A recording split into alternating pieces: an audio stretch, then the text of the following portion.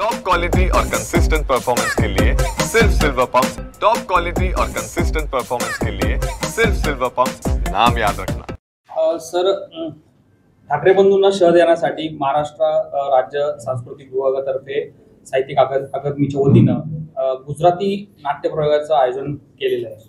अशा वाद असताना असं प्रयोगाचं आयोजन करणं म्हणजे कुठेतरी विधवणी देण्यासारखं आहे असं वाटतंय।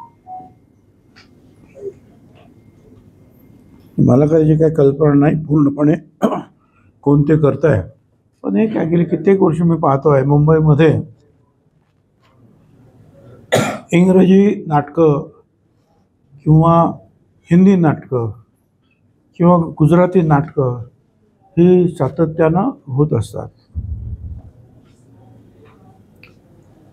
अलीकडेच हिंदीमधल्या जो सिनेमा निघाला होता मोगले आझम, ते सुद्धा शापूरजी हिरांजी यांनी फार मोठ्या प्रमाणावर तिथे गाण्यांसहित सादर केलेलं आहे। हे राम म्हणून, हे राम का काय असं काहीतरी आहे एक नाटक रामावर, ते सुद्धा गुजराती नाटकं पण खूप होतात। पण आता हे कुणातर्फे काय केलेलं आहे काय माहीत नाही, परंतु हे कार्यक्रम जे आहेत ना होत असतात। सिनेमासुद्धा जे आहे दक्षिणेतली सिनेमा जे आहेत ते सुद्धा आमच्याकडे थिएटरला लागत असतात। सध्या गुजराती मराठी वाद सध्या त्याला कुठेतरी वाद होण्याची शक्यता। ठीक आहे, आता हे वाद जे आहेत आमचे ते चालूच राहणार, पण लोकांचे करमणुकीचे कार्यक्रम ते सुद्धा सुरू राहणार आहेत ना। मालेगाव ब्लास्टमध्ये निर्दोष लोक सोडले, असं त्यांना निर्दोष सोडलं, परंतु मालेगावमध्ये थोडंसं वेगळं वातावरण झालं की ज्या पद्धतीने बॉम्ब ब्लास्ट झाला लोकलमधला, त्या आरोपींना सोडल्यानंतर कुठल्याही समाजाने म्हणजे मुस्लिम समाजाने असा कुठला आनंद व्यक्त केला नाही, मात्र साध्वीला त्यांना सोडलं म्हणून मालेगावात जल्लोष होतो। याकडे कसं बघतात? असं आहे की सर्व समाजांनी जे आहे समजून घेतलं पाहिजे। दुर्दैवानं सुदैवाने 15 दिवसामध्ये 2 निकाल लागले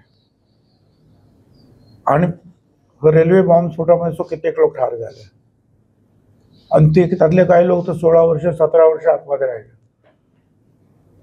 काही लोक त्यातले मेले आणि त्याच्यानंतर आपण आता सांगतो की ते निर्दोष आहे। तीच परिस्थिती जी आहे ह्या मालेगाव बॉम्बस्फोटमध्ये झाली। लेफ्टनंट कर्नल सारखा मनुष्य, त्याला सुद्धा अटक झाली।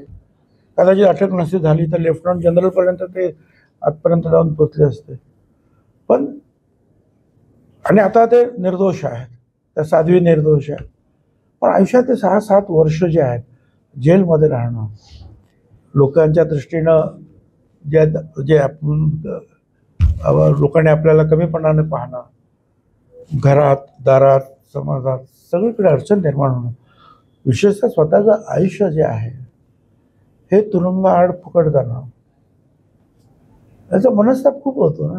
आणि परत तुम्ही सांगायचं किंवा कोणी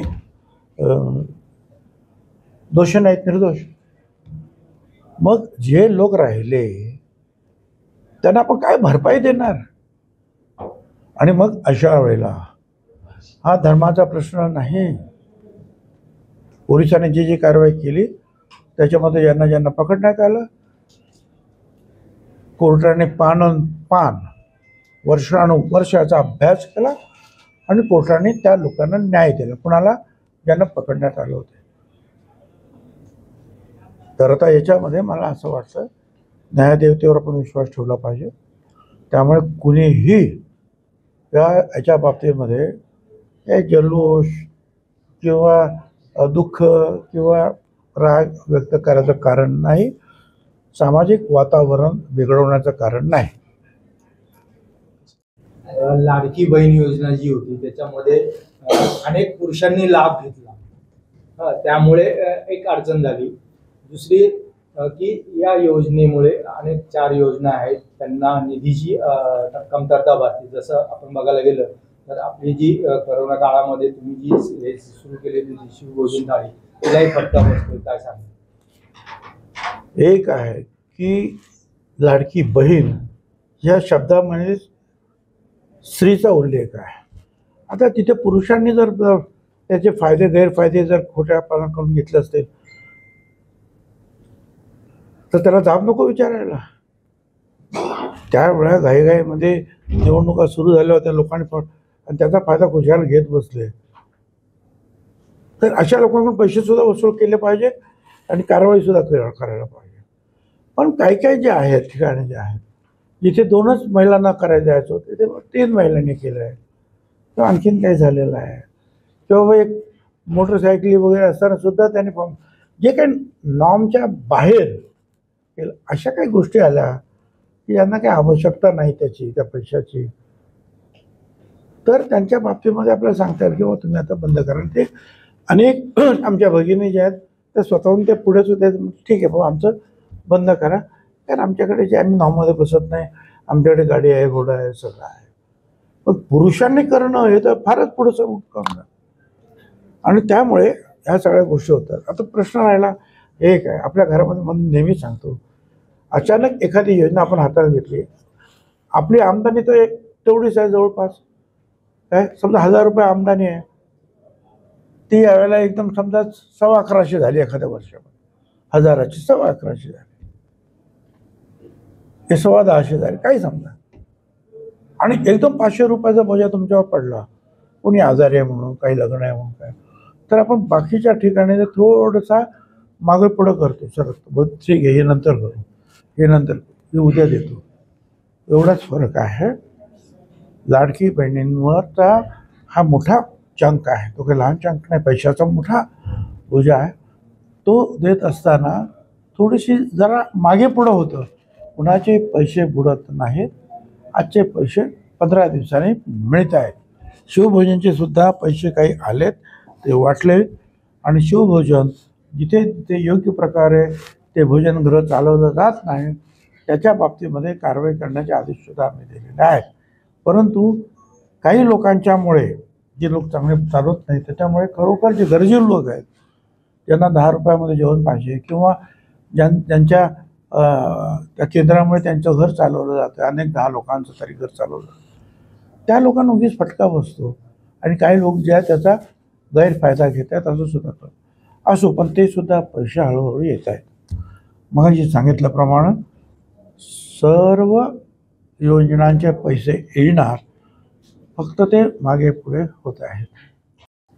विधानसभा अध्यक्ष 3 पक्ष बदलून त्या खुर्चीवर बसलेत असा आरोप संजय राऊत यांनी राहुल नार्वेकर यांच्यावर केलाय.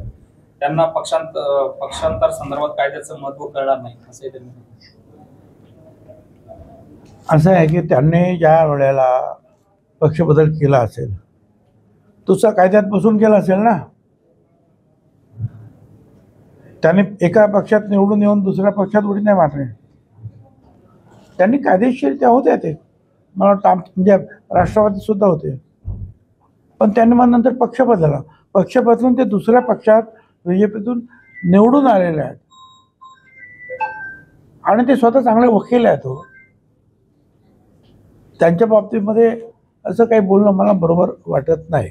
हां, आता बाकीच्या काही गोष्टी असतात, पक्ष फुटून जेव्हा लोक जातात, की एका नेत्याकडे आपण निवडून येतो आणि त्याला सोडून जेव्हा जातो, त्या लोकांच्या टीकेचे घाव आपल्याला सहन करावे लागतात. हू किल करकरे एक नावाचं पुस्तक आलं होतं. हेमंत करकरे यांचा छळ झाला असं त्या पुस्तकात लिहिलं होतं. काँग्रेस प्रदेशाध्यक्ष जे आहेत हर्षवर्धन सपकाळ यांनी ते वक्तव्य केलंय. पुस्तकाचा जो लेखक आहे हा मंत्रिमंडळात आहे असं सपकाळांनी म्हटलंय. त्यामुळे या लेखकाला मंत्रिमंडळातून मंत्रिमंडळातून काढा असंही त्यांनी म्हटलंय. हा टोला हसन मुश्रीफांवर लावला. नाही, हसन मुश्रीफचा काही संबंध नाही. हे जे मुश्रीफ ज्यांचं नाव तुम्ही घेतात ते पोलिसांमध्ये IG होते, अशाच कुठच्या तरी पदावरती होते. त्याच्यानंतर मला वाटतं ते रिटायर्ड झाले, आणि मग ते असे काही पुस्तकं लिहितात. त्याच्याशी मंत्र्याशी काय संबंध आहे? ODIG IG हे सगळे जे त्यांची घरं वेगळे असतात, त्यांचे बंगले वेगळे असतात, त्यांची सोच वेगळी असते, त्याच्याशी त्या मंत्र्याचा काय संबंध आहे? तो मंत्री लोकांच्याच कामामध्ये आहे, शेतकऱ्यांच्या कामामध्ये, त्याचा काय संबंध असतो? उगीच काहीतरी आपलं वडाची झाड पिंपळाला लावतात, आणि त्याला झाली पण कित्येक वर्ष झाली. त्याला कृषी मंत्रीपद म्हटलं की काहीतरी वाद आणि निर्माण झालेला असतो. कारखान्याचा संचालक म्हणून सरळ काम तर सगळेच करतात, असं नवे कृषी मंत्री दत्तात्रय भरणे म्हणाले. एखादं वाकडं काम करून पुन्हा नियमात बसवतो आणि त्याची लोक नोंद ठेवतात. यावरून परत 12 तासात कृषी मंत्र्यांनी वादग्रस्त वक्तव्य केलं. नाही, ते काय आहे की कधी कधी जे त्याचा आपण अर्थ चुकीचा घेतो असं माझं म्हणणं आहे. माझं म्हणणं काय आहे की मंत्र्याकडे लोक कधी येतात, ज्या वेळेला तलाठी असेल, प्रांत असेल, आणखीन कोणी असेल अधिकारी, त्याच्याकडे न्याय मिळत नाही त्यावेळेला लोक मंत्र्याकडे येतात. आता जर तुम्ही पाहाल तर शेकडो लोक जे आता मला भेटतील आणि सांगते म्हणतो हे काम करा, हे काम करा. आता ही कामं समजा PWDची ऑफिसमध्ये जाऊन जर त्याने केली असेल, कशा लोक येतील? तीच गोष्ट जी आहे मग महसूल खात्याची असतात. तर अशी काही कामं असते आणि हे काम करत असताना ते लोकांच्या सार्वजनिकदृष्ट्या महत्त्वाचं काम आहे. परंतु कधी कधी उगीचच कायद्याचा केस, नियमाचा केस काढला जातो आणि ती कामं होत नाही. अशा वेळेला आपण ते कामं करून दिली लोकांची तर लोक आपली आठवण ठेवतात असं त्यांना म्हणायचं आहे. बाकीच्या नियमाने जे काही सरळ जे आहेत ते व्हायचं ते होतात.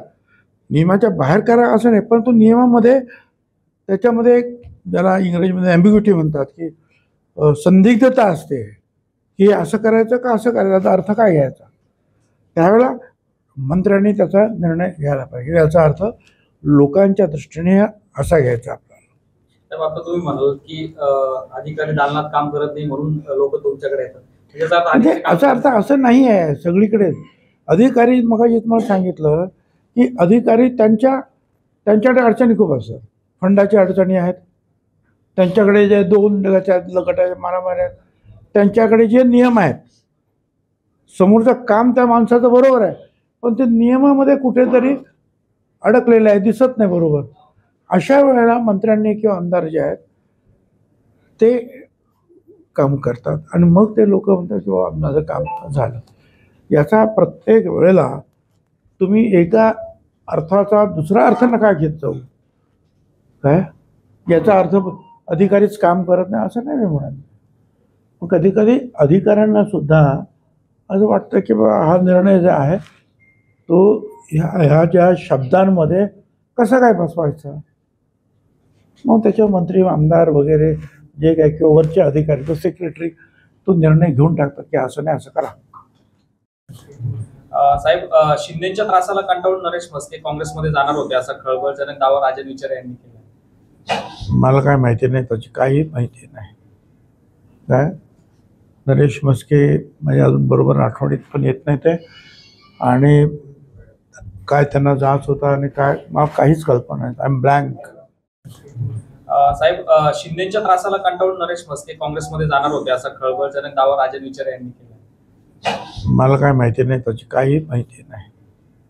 काय नरेश म्हस्के म्हणजे अजून बरोबर आठवणीत पण येत नाही ते, आणि काय त्यांना जाच होता आणि काय मला काहीच कल्पना नाही. I am blank.